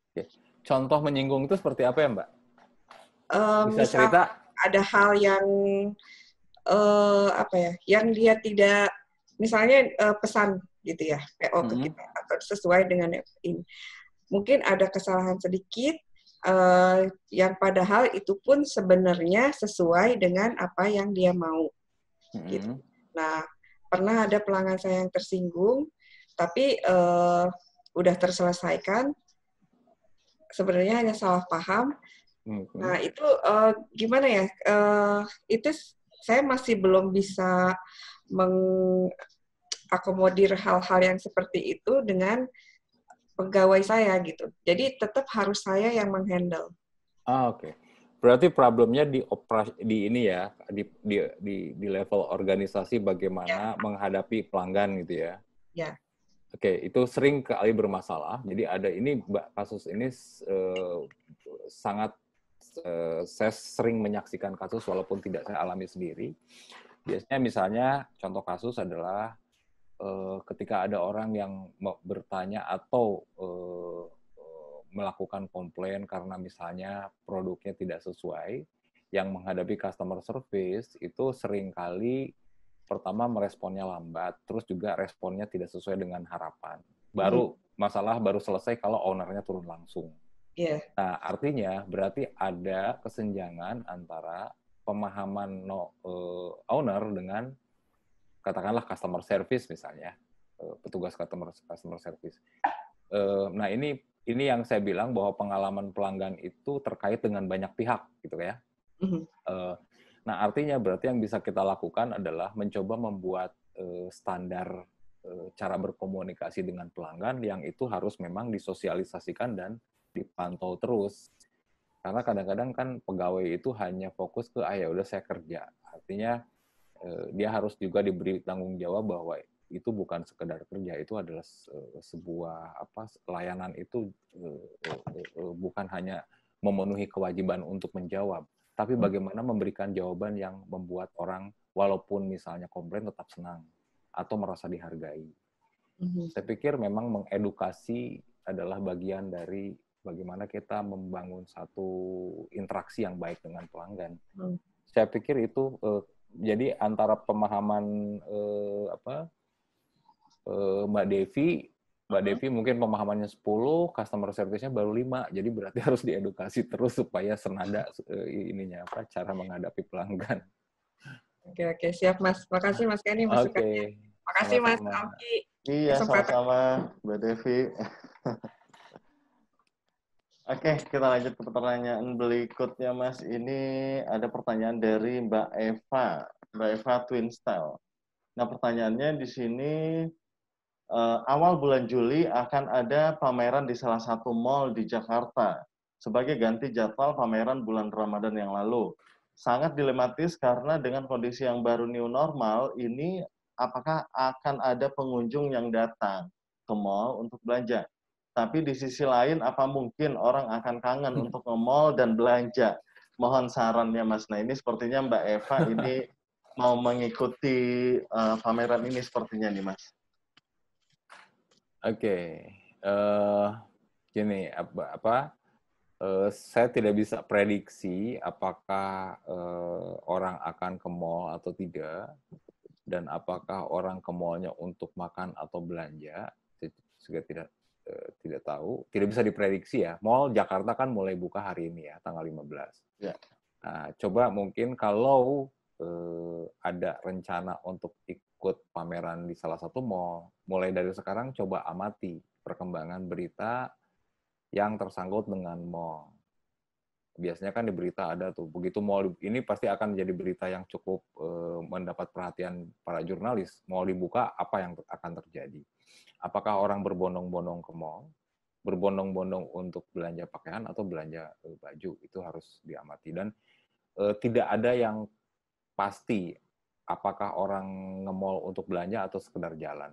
Tapi yang sudah pasti adalah bahwa orang yang masuk ke mall itu dibatasi. Kalau di Jakarta misalnya 50% yang boleh mengakses ke mall. Jadi tetap ada prosedur protokol kesehatan. Jelas kalau bikin pameran di mall saat ini, yang kemungkinan besar sudah pasti bahwa pengunjungnya itu hanya 50%. Jadi akan berbeda dengan hari sebelum pandemi terjadi. Itu satu. Terus apakah orang kemudian ada yang istilahnya adalah belanja balas dendam gitu ya, setelah 3 bulan nggak kemana-mana pengen balas dendam, kemudian ke mall, itu juga masih hipotesis. Tetapi kalau kita merujuk pada pengalaman Cina, setelah toko dibuka 2 minggu, orang masih enggan untuk datang ke toko langsung. Karena ada kekhawatiran penyebaran virus terus terjadi.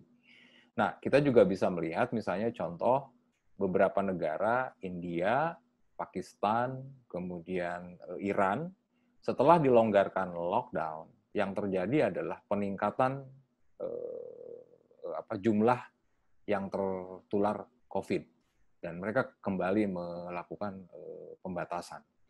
Nah, ini adalah kemungkinan yang bisa saja terjadi di Indonesia, terutama kalau kita melihat 3 hari ke belakang ini kan terjadi peningkatan angka yang cukup signifikan itu.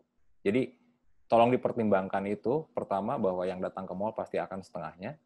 Terus yang kedua juga tidak semua orang ke mall untuk berbelanja pakaian. Artinya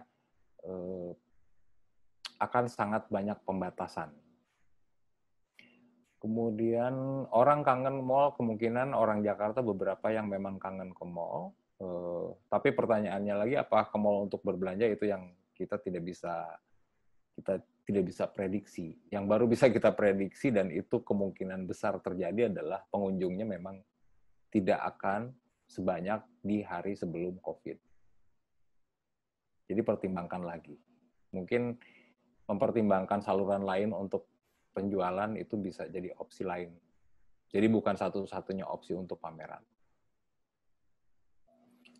Oke, itu mungkin semoga Mbak Eva bisa menjawab ini bukan jawaban, sebetulnya lebih ke pendapat saya dan pengamatan saya.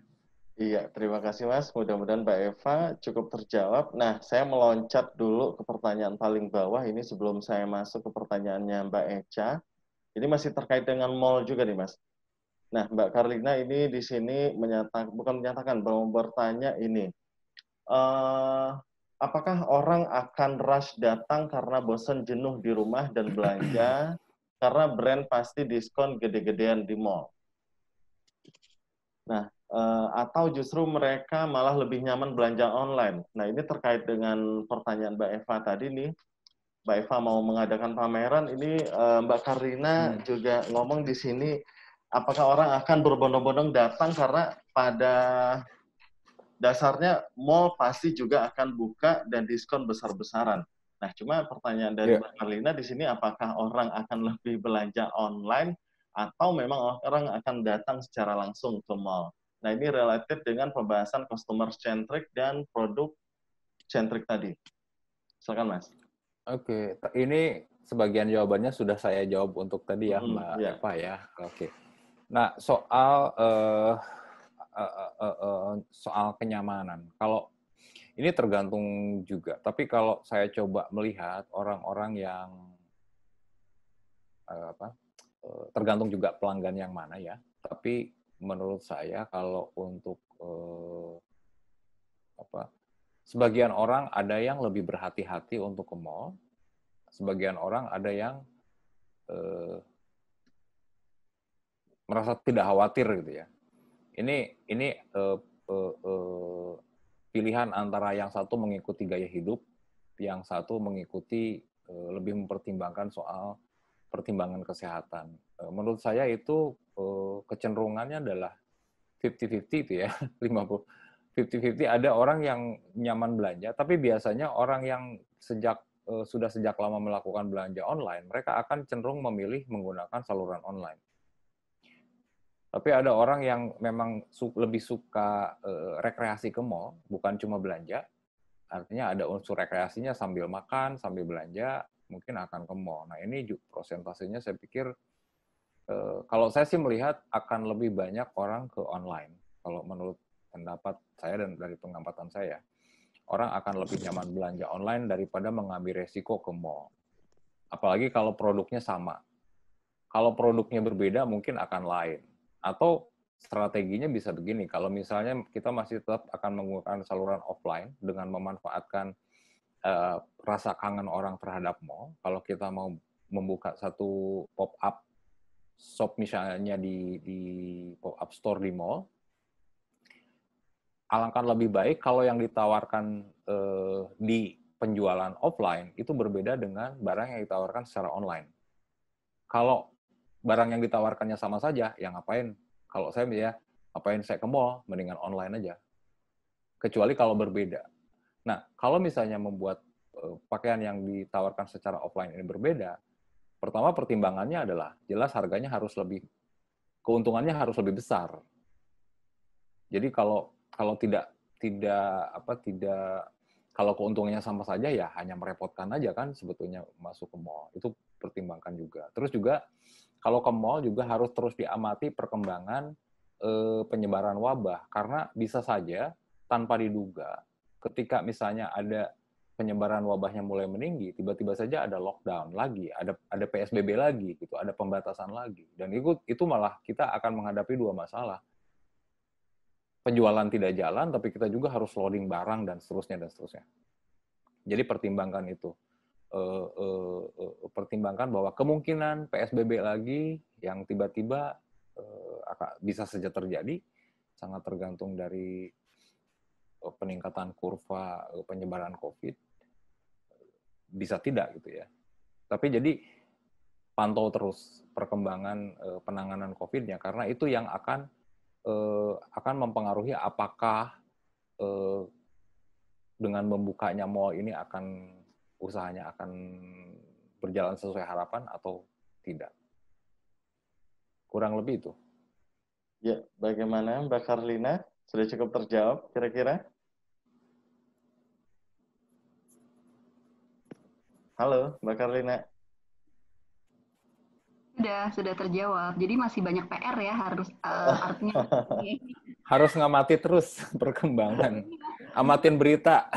Justru benar, jadi ya ketika kita juga brand owner itu nyaman berjualan di online ya kan, karena kan untungnya kan 100% buat kita tuh Mas Gani. Yeah. Kalau di offline kan ya maksudnya profit sharing, terus sewa tempat segala macam. Ya akhirnya ini jadi beneran jadi PR loh, setiap hari mesti mikir gimana caranya. Tapi sebaiknya untuk membantu juga penyebaran yang lebih luas, sebaiknya memang selalu menjaga jarak. Artinya kalau saya sih berpikir ya ini membantu juga supaya wabahnya tidak menyebar terus, belanja online akan lebih, menurut saya akan lebih bijak daripada kita memaksakan yang kita juga spekulasi gitu ya untuk memastikan. Belum lagi perubahannya yang bisa saja tiba-tiba PSBB lagi, ada pembatasan lagi. Itu yang kita nggak bisa kontrol, nggak bisa prediksi. Ya, artinya kalau menurut Mas Gani nih, seorang pakar antropologi, itu kalaupun misalnya sekarang kan mall udah ada yang dibuka. Nah, di Bogor kayaknya belum deh, tanggal 22. Di Jakarta juga ada beberapa tanggal 22 kan, tapi tetap mengikuti protokol kesehatan gitu kan. Tapi behavior-nya mereka, perilakunya mereka tuh kebanyakan kayaknya lebih dari 50% akan nyaman belanja di online ya, kalau kelihatannya kayak gini ya. Karena kan memang sebenarnya kan PSBB ini kan bukan dibuka secara apa ya, maksudnya ini kan masih PSBB transisi. Iya. Jadi artinya tetap ya kita mesti terus genjot ya di online-nya ya Mas Gani ya. Optimalkan itu, karena kalau itu sih menurut saya kebutuhan untuk memanfaatkan online itu bukan kebutuhan jangka pendek, tapi jangka panjang. Baik. Sekarang ini entry point-nya aja sih, kedepannya malah mungkin harus lebih dikembangkan lagi. Ada banyak, apalagi sejak COVID ya, ada banyak platform yang luar biasa. Saya dari tadi malam itu mengumpulkan mungkin ada sekitar 30 platform baru yang bisa dipakai untuk mensupport bisnis ya. Saya lagi pelajari satu-satu apa kira-kira yang cocok gitu untuk kawan-kawan yang di sektor fashion. Biasanya nanti kalau sudah ketemu nih mana yang cocok, biasanya saya publish di 11.id. Saya bikin satu list mana tools yang bisa dipakai, mana informasi, itu biasanya saya bagi. Ya ada sekitar 20-30-an platform baru ya. Sangat ditunggu Mas Gani insight-insight berikutnya. Terima kasih ya udah banyak pelajaran banget yang saya dan Simple Ed dapatkan dari setiap kelasnya, karena saya nggak pernah absen, selalu karena penasaran juga kan setiap minggu apalagi ya yang harus kita lakukan, karena kita juga sebagai brand owner nggak stop di situ, PR-nya banyak banget. Bikin ide apa lagi. Makasih Mas Gani, makasih Mas Om. Sama-sama Mbak Katrina, terima kasih. Oh ya, satu hal ini sisipan aja. Sekarang Fashion Week itu online ya. Fashion Week-nya sudah digital, sudah ada jadwal beberapa. Jadi Fashion Week digital. Sekarang nggak Fashion Week langsung lagi, tapi digital. Online ya ini ya, karena COVID ya. Iya. Dan ke depan kayaknya mungkin akan menjadi cara baru, lebih efisien. Ya, memang benar, Mas. Untuk perubahan-perubahan itu memang sudah kita rasakan, terutama contoh, saya sekarang di kantor. Untuk biasanya kita kalau rapat dengan Kementerian Koperasi, itu kita biasanya datang langsung ke Kementerian Koperasi. Tapi sekarang untuk sampai berakhirnya tahun, itu kita juga tidak akan diadakan rapat secara langsung, tapi secara virtual semua. Nah, ini berarti memang dampaknya cukup besar sekali, dan perubahan ini memang harus kita sikapi secara langsung, karena digital memang sangat mempengaruhi dan paling dominan perubahan yang kita rasakan saat ini tentunya. Oke, kita lanjut ke pertanyaan berikutnya, Mas. Ini ada pertanyaan dari Mbak Echa. Pertanyaannya adalah, bagaimana triknya agar pelanggan mereka mau meluangkan waktu dengan sukarela untuk melakukan survei untuk kepuasan pelanggan atau kuesioner dan riset? Oke, yang bisa dilakukan adalah dari yang sangat biasa, melakukan survei itu memang susah ya, gampang-gampang susah. Contoh misalnya, habis kelas ini kami kan selalu bikin survei, dan itu sangat sedikit yang merespon. Memang agak susah. Pertama, agar pelanggan dapat meluangkan waktu, syarat pertama adalah jangan memberi pertanyaan terlalu banyak. Bisa dimulai dengan 1 pertanyaan, 2 pertanyaan, 3 pertanyaan. Jadi, kalau sudah lihat ke bawah banyak orang yang mau mengisi, waduh, banyak, males gitu ya. Itu kemukakan pertanyaan secara singkat, jadi langsung pada poin yang mau kita tahu. Terus kalau yang kedua, mungkin bisa memberi insentif untuk yang ikut survei. Contoh misalnya, survei ini mendapatkan poin kah atau mendapatkan gift sesuatu sehingga orang mau mengisi. Tapi ya kekurangannya itu kalau menggunakan iming-iming hadiah, orang jadi ngisinya karena hadiah gitu, bukan karena dia mau memberikan respon. Tapi yang bisa dilakukan adalah sampaikan survei, pertanyaannya sesingkat mungkin yang orang bisa langsung isi. Ya misalnya formnya adalah nama, kemudian alamat email, terus pertanyaan. Jadi satu pertanyaan. Nanti saya kasih contohnya ya, contoh dari yang cuma satu pertanyaan sampai ke yang banyak pertanyaan. Nah, biasanya kalau yang banyak pertanyaan itu lebih tepat dikirimkan pada konsumen yang memang sudah loyal, sudah berinteraksi sering, ya, sudah banyak berinteraksi. Nah, kalau untuk misalnya customer yang baru, itu sebaiknya memang menggunakan mengemukakan pertanyaan yang singkat, langsung ke masalahnya. Dan harus bersabar untuk terus melakukan itu. Artinya jangan cuma sekali ya responnya sedikit, tapi lakukan. Sekecil apapun jawaban, kita menjadi tahu gitu.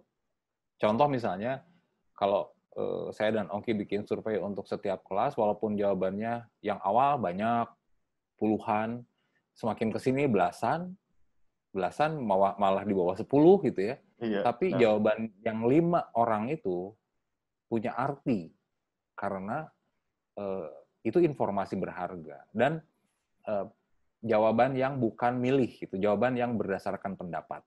Jadi itu tetap menjadi sesuatu yang penting. Harapannya memang semua orang bisa mengisi sehingga tahu persis apa yang diharapkan orang, kemudian apakah kelas ini cukup membantu atau tidak, itu kan menjadi masukan untuk penyempurnaan ke depan.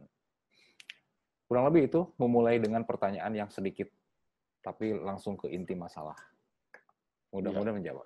Mudah-mudahan Mbak Echa. Sebelum lupa, ya. saya mau share ini ya, mau share bisa ya ke sini ya di Oh nggak bisa ya kalau lewat grup ya? Lewat chat ini slide, bukan slide, template survei nggak bisa ya? Nggak bisa di... Oh, kalau melalui chat memang nggak bisa, Mas. Nggak bisa ya? Okay. Iya, benar. Oke, nanti di-share di grup aja mungkin ya. Oke, siap. Nah, sebelum kita beranjak ke pertanyaan berikutnya, Mas, ini mungkin pertanyaan terakhir ini karena memang waktu kita juga tinggal 10 menit lagi. Nah, di sini hadir bersama kita teman-teman dari Dinas Koperasi UMKM Jawa Timur.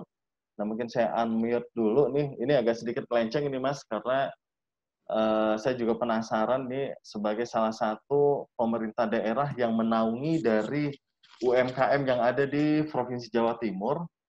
Nah, kira-kira kita pengen tahu perkembangan atau update terkini, kira-kira persoalan apa yang lebih mendominan yang berada saat sekarang yang UKM Jawa Timur khususnya dirasakan di sana. Nah, tentunya ini akan menjadi masukan buat kita juga ke depan, kira-kira titik fokus untuk pembinaan dan konsultasi di UKM ini sendiri kemana arahnya gitu. Mungkin selamat siang, Bapak Ibu dari Dinas Koperasi UKM Jawa Timur. Apakah bisa hadir bersama kami? Saya coba unmute, tidak bisa. Halo? Halo, selamat siang. Wah, sepertinya tidak bisa masuk. Terputus kah? Mungkin sepertinya terputus, Mas, karena saya tidak bisa unmute dari sini. Biasanya itu masalah jaringan di sana biasanya kalau tidak bisa unmute. Oke, mungkin langsung saja kita lanjut ke pertanyaan ini dari Mas Deden. Pertanyaannya adalah, dalam slide tadi ada tahapan mulai sampai ujungnya setia. Langkah apa praktis langkah praktis apa, namun paten untuk produk yang mulai dibangun. Karena tentunya akan menghadapi persaingan dengan brand yang sudah punya nama. Halo Kang Deden, apa kabar? Sudah Alhamdulillah baik, Mas. Iya. Pakai masker tumben sekarang mah, Mas Jong. Oh iya, karena saya terpaksa harus menjalankan protokol kesehatan meskipun di kantor, karena kita sudah masuk juga, meskipun 50%, tetapi 50% di dalam satu perusahaan itu cukup banyak juga. Jadi kita tetap menjaga dan patuh dengan protokol kesehatan, Mas Deden. Alhamdulillah. Iya. Siap. Ya, silakan Mas. Kalau mau menyampaikan langsung pertanyaannya, saya sudah bacakan juga tadi. Iya.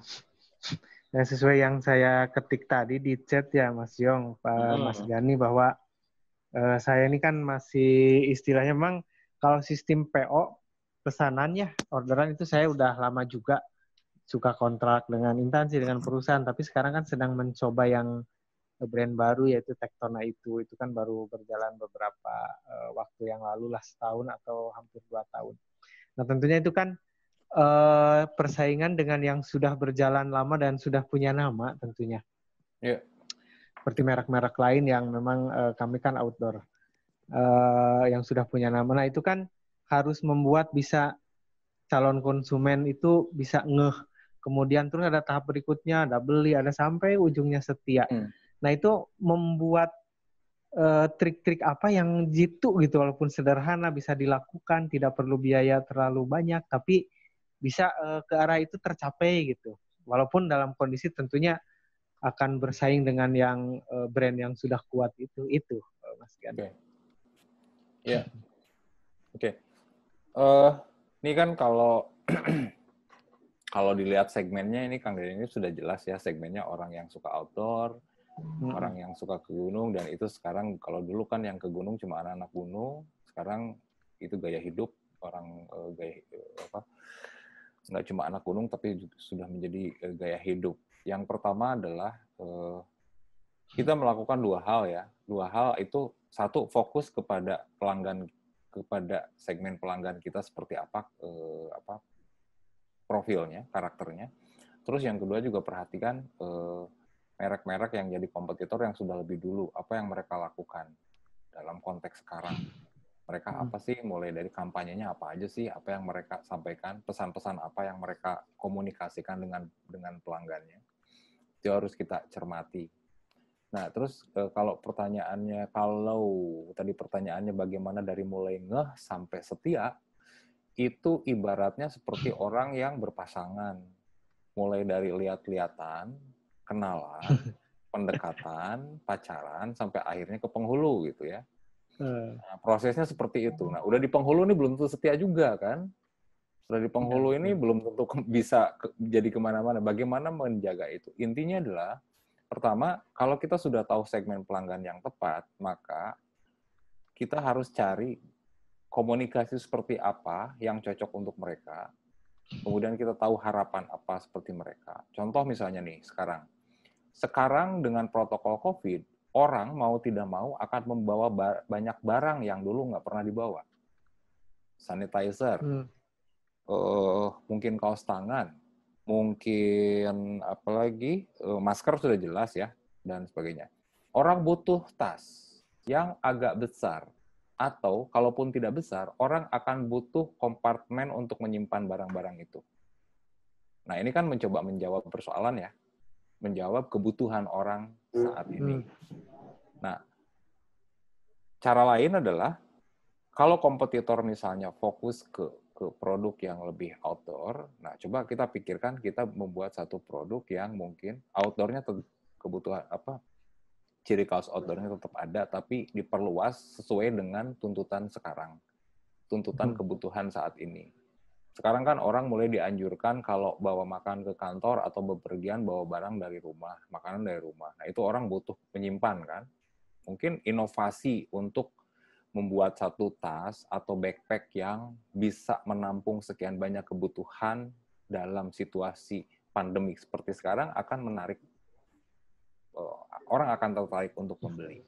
Itu di level inovasi. Selain di level tadi komunikasi dengan pelanggan.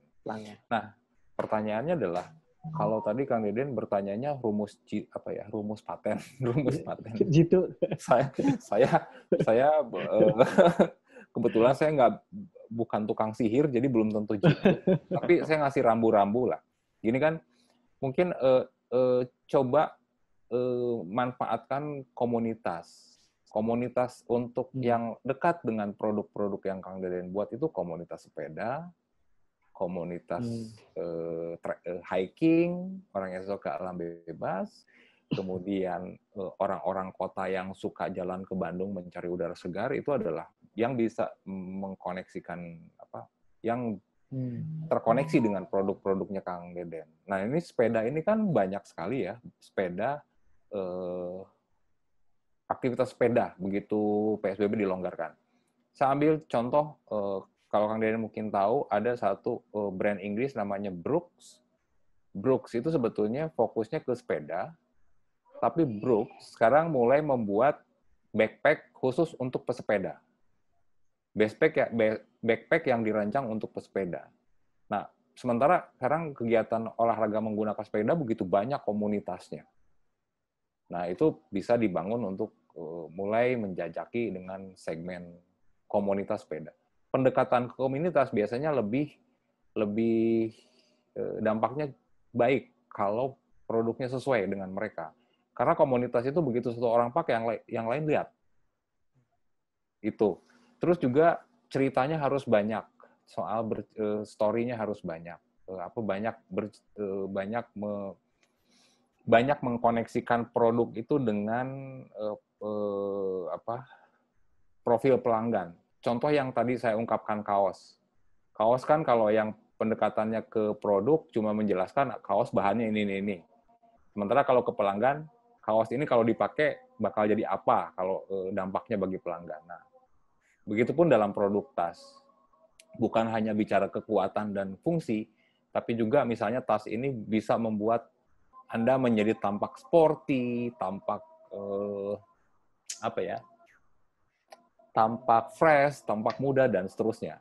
Nah, pertanyaannya bagaimana mengkomunikasikan itu? Untuk saat ini, optimalkan penggunaan media sosial sebagai saluran untuk mengkomunikasikan itu. Nah, ini panjang. Kalau kita bicara sampai setia, perjalanannya panjang. Sekarang, pertanyaannya, apakah orang sudah ngeh keberadaan brand kita? Nah, itu harus cari tahu berapa banyak sih orang yang ngeh keberadaan brand kita. Terus seperti yang saya jelaskan tadi, yang kedua adalah apakah orang mulai mempertimbangkan untuk memberi produk? Nah, itu kita harus pantau. Seberapa banyak sih orang yang tahu keberadaan brand kita? Ya bisa tanya lewat pertemanan, bisa lewat WA group, kenalan, karena dari beberapa pengamatan, komunikasi lewat grup keluarga, lewat grup pertemanan itu lebih cepat menyebar dari mulut ke mulut. Jadi perkenalkan. Kalau ternyata orang belum tahu brand kita, kasih tahu. Ini loh brand saya, gini-gini. Tapi ceritanya jangan fokus ke produk, tapi juga fokus ke kalau orang pakai produk saya, itu akan jadi apa? Apakah akan jadi keren atau akan jadi apa? Itu yang perlu diceritakan pada orang. Oke, mudah-mudahan cukup membantu, Kang Deden. Bisa. Banyak masukan. Terima kasih. Mudah-mudahan saya bisa mencoba. Amin. Sama-sama. Ya, oke. Terima kasih, Kang Deden, pertanyaannya. Mudah-mudahan cukup menjawab ya. Kalau tidak cukup menjawab, berarti harus ikut lagi kelas minggu depan. Iya, selalu saya mah.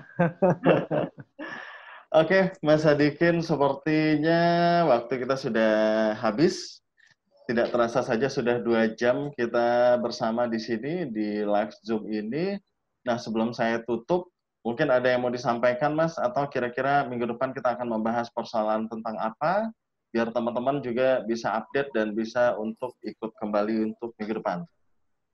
Oke, minggu depan, hari ini kita bahas tentang pengalaman pelanggan yang bagian dari pengalaman pelanggan adalah customer journey, perjalanan customer. Nah, kita mungkin minggu depan akan bahas bagaimana satu customer sampai bertemu dengan brand kita dan berkomunikasi dengan kita, itu perjalanannya panjang. Kita akan mencoba menelusuri customer kita itu tahu kita dan proses menjadi tahunya itu seperti apa. Contohnya misalnya, sekarang kan begitu orang, ini saya cerita pengalaman aja. Waktu saya ke alun-alun Indonesia, itu saya menemukan satu scarf yang dari serat, scarf sutra, kemudian pewarnanya pewarna organik, kemudian di situ ada brandnya kan, ada merek brandnya. Itu saya lihat.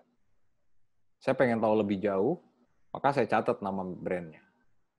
Nah ini saya sudah mulai perjalanan saya sebagai customer tuh berhubungan dengan brand. Saya sudah kontak dengan brand itu lewat satu department store, saya catat nama mereknya, kemudian saya masukkan nama merek itu ke Google. Masuk Google, kemudian terbukalah alamat websitenya. Berarti saya dari department store, dari tagline yang dibuat oleh satu merek, sampai ke saya masuk ke Google masuk ke websitenya, dari websitenya saya cari kontak, siapa nama orangnya, kemudian saya kontak orang pemiliknya. Nah itu kan itu sebuah perjalanan singkat. Nah dalam perjalanan itu kita harus pahami di mana orang dapat kesulitan untuk kontak dengan keberadaan brand kita, atau orang mencari produk tertentu. Kita akan bahas, tentatif kita akan membahas itu, tapi nanti saya akan coba evaluasi lagi dari pembahasan kita hari ini, kira-kira apa yang akan dibahas minggu depan secara lebih pasti lagi. Tapi yang jelas, setiap sesi di setiap Senin itu selalu terkait, dan ini rangkaian, nggak terpisah. Selalu rangkaian, bukan topik-topik yang saling terpisah, dan rangkaian untuk pembahasan minggu depan itu selalu terkait dengan pembahasan yang sebelum-sebelumnya. Ya, oke. Kurang lebih gitu. Terima kasih, Mas. PR saya jadi tambah banyak.